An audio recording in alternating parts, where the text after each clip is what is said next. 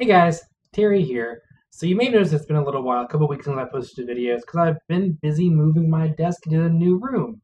As you can see, there's a lot of Disney things behind me now, which I actually prefer, and I have a lot more quiet space in here. I can actually shut up all the doors and not have to worry about other things interrupting the vlogging, which is great. So as I said, one of the reasons I moved here is because of all the Disney stuff behind me. Because in the previous room, you may have noticed the alternating paintings behind me, because previously there was a painting of an old man praying, which is nice, but the thing about YouTube videos is whatever's in your background is kind of your brand.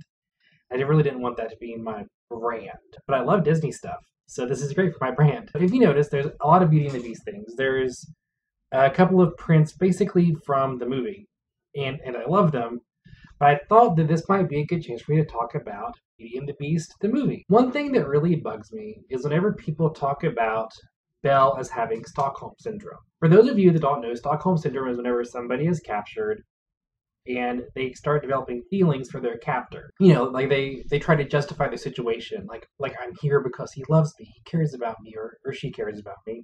Equal opportunity kidnapper here. They're just trying to make sense of their situation. I don't believe that's what's happening with Belle. I feel like that discredits her character entirely, saying that she's developed a mental disorder as opposed to coming to decisions on her own. Because I don't feel like that's who she is. She's not somebody that will just become complacent in whatever situation she's in.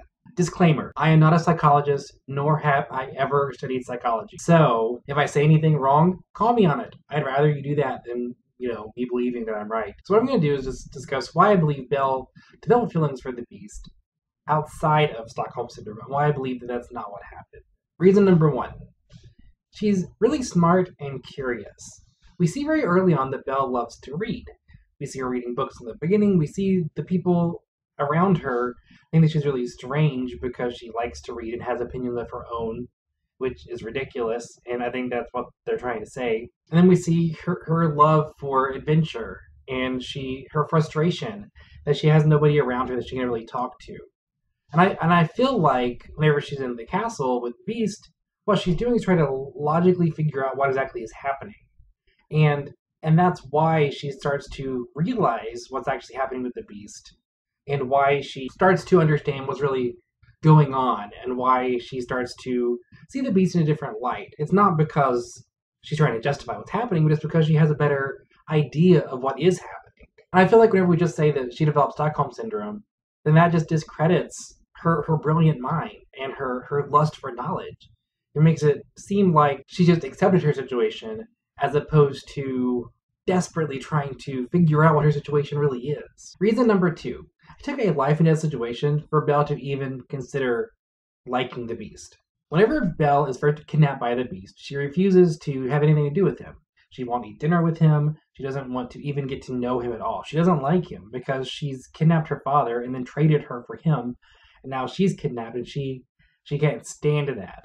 And then once she goes into the West Wing and finds the rose and tries to touch it because she's curious about this flying rose, and the Beast chases her away, she runs away because she is just done. She doesn't want anything to do with this castle anymore, and she doesn't want to even talk to the Beast. She rides the horse into the woods, and then wolves attack her, and she does a decent job of defending herself, but there's a whole pack of wolves and she doesn't stand a chance. Then the Beast saves her, but gets really injured by the wolves. At this moment is whenever Belle makes the decision to take Beast back to the castle. She's not accepting him, but she feels like if she leaves him in the woods, he might die, and he just saved her life. And she's doing something for him in exchange for something he did for her. And she probably stays afterwards because she wants to make sure he's okay. He just risked his life for her, and she wants to make sure that he doesn't die while she's gone. And that's the real turning point. I think that's what we need to realize, that Belle develops feelings for Beast because she's willing to accept that he's not so selfish, that he was willing to do a selfless act in order to protect somebody that he hardly even knew. I don't feel like that's Stockholm Syndrome. I feel like that's just being a good person and helping somebody that helped you, and understanding that, if you're going to risk your life for somebody, you deserve at least to be taken care of, at least for a day or so. Reason number three, the Beast didn't change Belle, Belle changed the Beast. I would like to start this discussion off by saying that Belle didn't go into the castle with the intention of changing the beast. She didn't go in there saying, "Oh, I know he's a good person. I can just find the good in him and make him a better person." She didn't do that. She was there because she wanted her father to go back home and be safe and not be stuck in this dungeon eating, crumbs of bread. She wanted to be selfless and helped her father, and then just endure living with the beast. She didn't come there with the intention of making him a better person. And then throughout the course of her stay there, throughout the first half, she didn't even have anything to do with him, like I said previously. She was there just to be a hero the best way she knew how, and to do what she could to just survive. But ultimately, the strength of Belle's character is what helps Beast become a better person. Because she's not going to just sit in a room all day and cry all the time. She's going to leave the room. She's going to interact with these magical furniture and inanimate objects are talking to her, and she's going to make the best of a bad situation. She helps the beast after he's attacked by the wolves because she knows that's the right thing to do. Whenever they argue over how, he wouldn't have gotten hurt if she hadn't run out into the woods, she wouldn't have ran out into the woods if he hadn't have scared her, all those things, she's showing that she's not willing to just back down to him. She's not a timid Disney princess that's just going to take whatever comes her way. She's going to stand up for herself.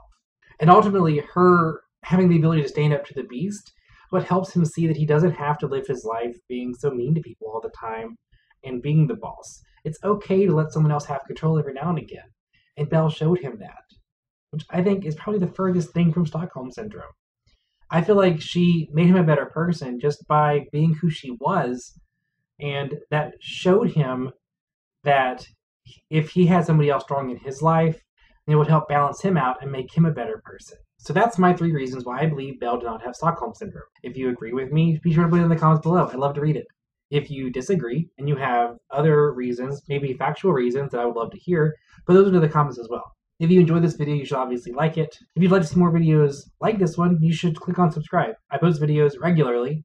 I'm not going to tell you a schedule, because every time I tell you a schedule, I tend to mess up. But last time I posted a video, I posted one about upcoming movies and the MTV Movie Awards survey of the buzz upcoming movies. Not a lot of people watched that one, and I understand it was like 15 minutes long, but if you'd like to humor me and click on it and make it look like there are other people that like to watch long videos, click over here on the video and you can see that, and I would appreciate it. Thanks a lot. But that is it for now.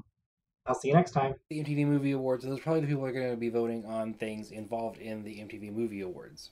Basically, what I'm going to do is talk about every movie that is on the bracket